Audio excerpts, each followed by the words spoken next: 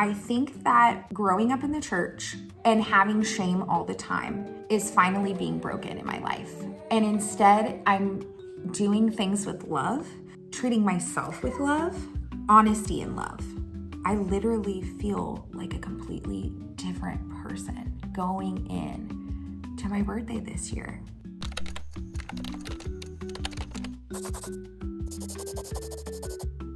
Hi, it's me, your girl, Mila Martingo, and I am here with another vlog for you.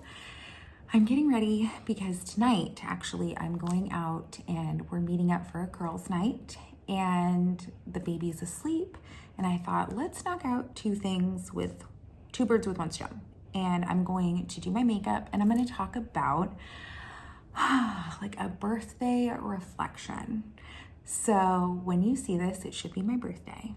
And I was just really thinking about everything that's happened this year and what I've learned in, the past year with my birthday or since my last birthday, I should say. And I feel like I've learned like so many lessons. I have a mirror under here and it's a really gloomy day. So I am using a ring light for the first time, which I'm actually pretty proud of myself because I normally, I'm not a high-tech girly at all. I can barely answer messages. So, which is funny because you guys remember MySpace back in the day and we were like practically coding our own stuff. How the heck did I do that? And do my background and all that? I have no idea. I don't know if once you become a mom, your brain just decides, I'm gonna only keep some information, and then other things you're gonna literally be having a conversation and bam, there it goes. Anyways, so I was just reflecting on all the things that has happened this past year and how crazy it's been and all of that. And I thought it might make a good, vlog post. So come with me through all of the ups and downs of this past year in my life and the hard lessons, the good lessons, and most of all, the faithfulness that has been through year 35 with me. So, okay. I think that, this time last year, I had just found out I was pregnant, which huge surprise. I had just found out I was pregnant and I was working through those emotions, but I was also, oh my gosh, this is all hormonal zits. If you still have a uterus or if you get a hysterectomy, a partial hysterectomy, you still have all the hormones. I didn't realize that it basically meant I was going to have all the things except for the excessive bleeding. So there's that. What I was working through that time was, of course, being so excited that we were pregnant. By the way, I'm using the Toups & Co. I love them. Good, clean makeup company. And also my friend Brittany is real life friends with the lady who owns the company and has nothing but good things to say. And it's so weird because look, this doesn't look like it's gonna match my face, but then once I blend it, it really does match. It's I don't want to say witchcraft because they're a Christian company, but I don't know how she does it. Anyways, so through this time, I was also going through it because I don't know why this is a thing, but as an adult, you get fake friends. And it's really weird because people always come off so genuine and you think that you know somebody and then bam, one day their true colors show. And I think that I really learned this year how to spot red flags and really not share or make somebody a part of my life that really doesn't need to be a part of my life, and know Like, I share enough intimate details with like a random stranger. Like, I don't need somebody like super close in my life like I think I do. That sounds weird, but let me give you some context, okay? So growing up, I of course grew up, in the church, and my mom, we went to Wednesday night service. We went to every service, Sunday, we were always there volunteering time, all of that. And I know. I grew up thinking that our pastor was the know all see all. And I don't know if that was like pushed through with the church or like really with my family or both, but just that, basically I needed someone above me to hear from God for my life. And that is something that I realized this year was a thing. That is so screwed up. Like, I feel like because, we live here, we have no family. And yes, I am definitely contouring my double chin. We have no family. I feel like and my stepmom passed away at the beginning of this year. But I've kind of always felt like I needed like a motherly figure to tell me about what God wants for my life. And I think that's because that's how I grew up. And that was the relationship between my mom and her mom. As, is that the healthiest relationship? Definitely not. And I'm realizing that now as an adult. And so I had people in my life that I was taking advice from and that I got close to, who ended up just really kind of stabbing me in the back and really hurting me. It was like wild. I saw this quote and I had written it down in my journal, and I went back to get it and write it down for this, but it was, save your explanations for those who deserve it and respect you. And sometimes there's just going to be people who want to purposely not understand you to make the things that they're doing wrong okay. And that was a huge lesson for me, a huge lesson. And in the end of the day, like, you can be, hurt, and you can be angry, but you just kind of got to let God deal with them. And so this time last year, I was going through that and just being like, I helped these people. Like, I loved these people. And then again, this happened right as I was having Nunzio. And I was just like, what is going on? Like, I'm trying to do like God's work and be a good person.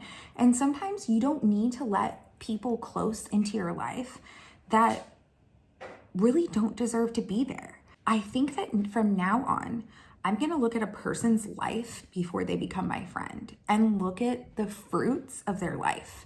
Because I feel like, everybody's going through hard times, whatever. That's not what I'm saying. What I'm saying is having more discernment about the people that I let in close. Because I really need to, have better discernment.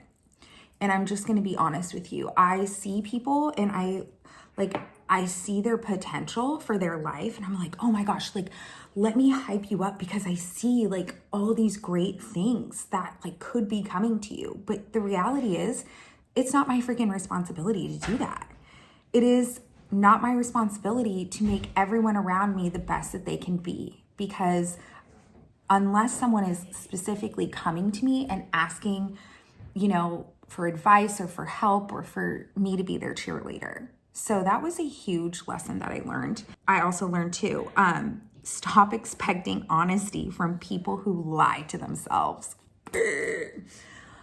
Oh, I don't know why, but you just really want to think like the good of everybody.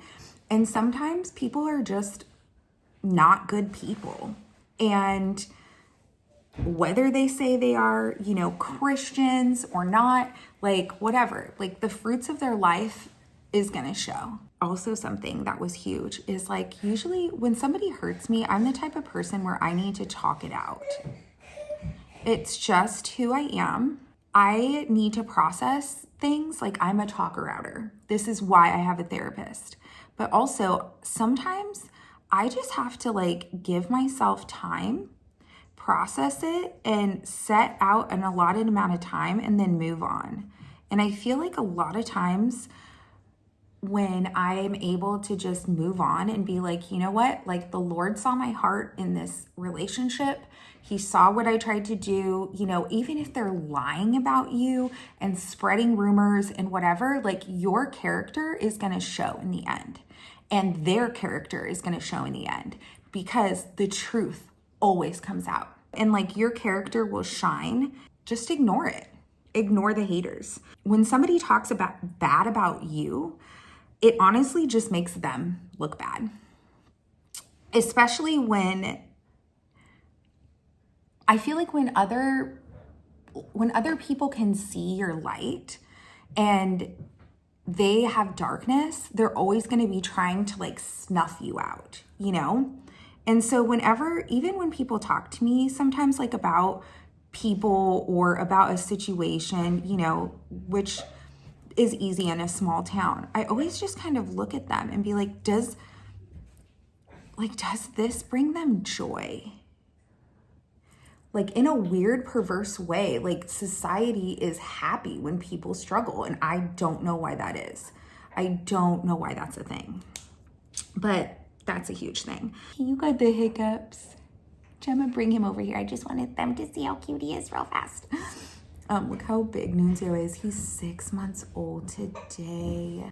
Isn't he the sweetest? Hi, sweet boy. So with my pregnancy and everything, I was so sick. The beginning, I could really only eat potatoes. I'm not even gonna lie to you either. Like, I snuck McDonald's hash browns all the time. And me and Jeremy at the restaurant, like, we would have 2 hash browns for breakfast all the time. I don't know why that was my craving, especially because I really try and eat clean, but I could only eat potatoes for like the first 3 months. And then finding out what I found out, I was like, okay, that makes sense. Then throughout my pregnancy, I could only eat like animal-based because vegetables literally made me sick, and they still make me not feel good today, which I don't know, that could be a whole other like scientific thing, a whole like rabbit hole. I don't know. But anyways, so then every single week, you know, going to appointments, believing for good numbers, and, you know, just praying for health, everyone praying around me. That was so huge. You know, I knew that this was a result of the malpractice that killed my daughter, the malpractice that hurt me and gave me a tainted blood transfusion. Like, it was all a real thing, and so hard and difficult to deal with because it was all those emotions and feelings coming back. But then I had to just stand in the promise that God had given me, which was that I was going to have a healing, supernatural birth, and that God was going to restore everything that was lost, and that this was going to be redemptive in our life. And so I just was like, okay, like, I'm going to keep believing. And it was, at times, it was so hard to keep the faith because looking at everything with anti-Big K and all of that, there really wasn't, oh my gosh, I can't see it there. There really wasn't a lot of information on it, you know, and all of that. Going through that and working with my OB, working with my naturopath, and working with the high risk doctor to try and get to where we got. And literally, Nunzio's birth was so beautiful and so healing, which, you know, I have a video on that, you know, just showing how beautiful, even though I had a cesarean, which, you know, a lot of times is like crazy medical intervention. It was just so beautiful and amazing. And the doctor was amazing, which I always, you know me, I'd be talking about how amazing my care was and my nurses and everybody. It was just so good. But then coming out of it and, not feeling good. And then I couldn't stop bleeding and I was weak and my milk wasn't happening. And the stress of the restaurant and I think the bleeding and just my health being so all over the place made my milk dry up. And I had so much guilt because, I was able to breastfeed my other kids and, I'm like, this baby needs his mama's milk, and then having to research all the different formulas and importing formulas so I could find the best. And I even had people came and brought me donor's milk, but every single donor's milk screwed up his stomach and I didn't know what to do. And I think that's because of having an animal-based diet. I don't know. I am not like a scientist, but that's just my guess of why maybe it was so hard on Nunzio. I don't know. You could give me your thoughts on that too. But then coming into having, my next surgery and next surgery and having the 360 tummy tuck at the same time of having a hysterectomy and going through that. And God put everything in place. Like when the insurance, said I had to lose more weight and then that my skin didn't hang down enough. Like it needed to hang down 2 more inches. And being like, how am I going to be able to pull this off? And my husband just being like, this is a medical necessity. Like we have to figure it out. And God made a way. And then my cousin Katie coming and being able to stay with us and help me take care of my family and my kids and everything. Like that worked out. Everything just ended up working out. And then during surgery, opening up and seeing all that scar tissue and having all of that removed meticulously. And I literally feel like a completely different person going in to my birthday this year. And it's so incredible. And I feel so grateful, which brings me into my little last point. My relationship with discipline is changing. And this is what I wrote in my journal. My discipline is coming from a place of love and not a place of shame. So now when I look at my body and I'm like, okay, I got to hit this protein goal. Or I look at my house and I'm like, ugh, I have to clean. And just the things that would normally overwhelm me. Or I've been trying to walk 3 miles 5 days a week. And just seeing these things, I have to work out, I have to clean, I have to do laundry, instead of being so overwhelmed by it, now I'm looking at it in a place of, wow, I get to clean my house because I deserve to have a clean house. I get to do the laundry because my family, has clothes, and I'm gonna hit my protein goal because that's what makes me feel good and I deserve to feel good.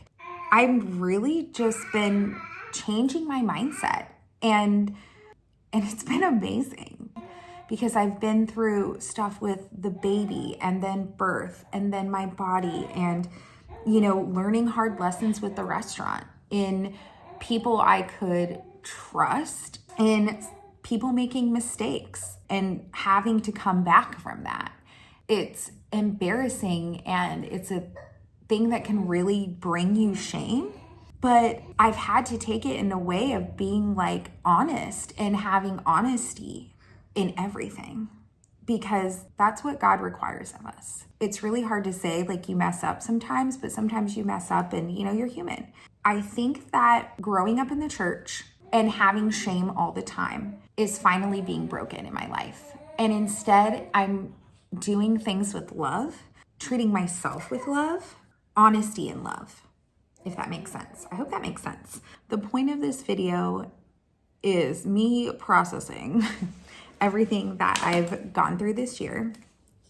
And I think that the biggest thing that I have realized, I feel like the hard times, the pain, the worry, the anxiety, the unknown, and the times where you have to just choose faith because there's literally nothing else that you can do. Like, okay, Lord, like I know that I'm going through this because of something. Like this is a lesson that I'm learning and I've got to learn from it because I don't want to go like in a continuous cycle, you know? Ultimately, all of the things that you go through and all of the hard times that you go through, it becomes your strength, your awareness, and then ultimately your blessing. My life this past year has been full of so much blessing. I can't tell you how many people I see in public or at the restaurant that come in and they, you know, see Nunzio and they say, wow, we prayed for you. And I'm not going to cry my makeup off, but they would say, is this not the most prayed for little baby, my little meatball? And I mean, I feel like our entire town was praying, you know, and what the doctors told me, do not get your hopes up. Almost like don't be excited, you know? Basically, everything, all the hard things that I've been through this year, God's promise remained true. And it really did turn out to be a redemption. And I've just been praying like every year, you know, God gives me like something for the year. And I'm excited to see what next year is.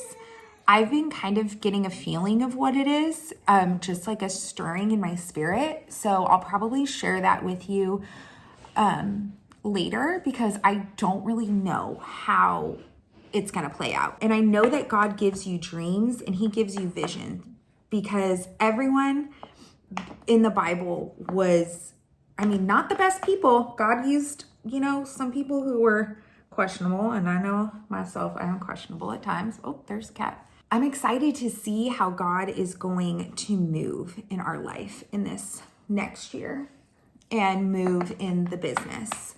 I really do feel a lot of gratefulness and thankfulness for turning 36. Society is fake and they always act like aging is death. Well, I mean, I guess it is death, but like that it's ugly and you want to stay young and youthful forever. But I think it's when your spirit is happy and grateful, that brings youthfulness. I really want to be more intentional with my kids and my family this year instead of feeling like, I mean, really the last 4 years we've just felt, and I think I can say this for everybody, we've all just felt like we were surviving.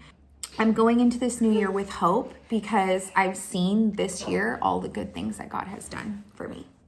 And I just love him so much. And I feel very grateful for everything. So anyways, that is my little turning 36 and what that means for me and for our life and all of that. Where the heck is my lip stuff? Because your girl's got some crusty crusts.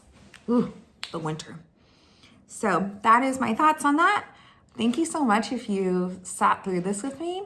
I love you. And you know, if you want to write in the comments something that you're grateful for and something that has, you know, maybe caused you to have endurance and perseverance, but now you're looking back like, okay, like that was something that was to mold my character and this is the blessing that came out of it. Like, I would love to know. I love when you guys, you know, share your stories and your own personal life with me. And yeah, so there's that. And as always, I love you and I love when you come into the restaurant. Love when seeing you in public and talking to you. And I just really love you. I will see you next time on all the things. Don't forget to like and subscribe. And yeah, Tanti Baci.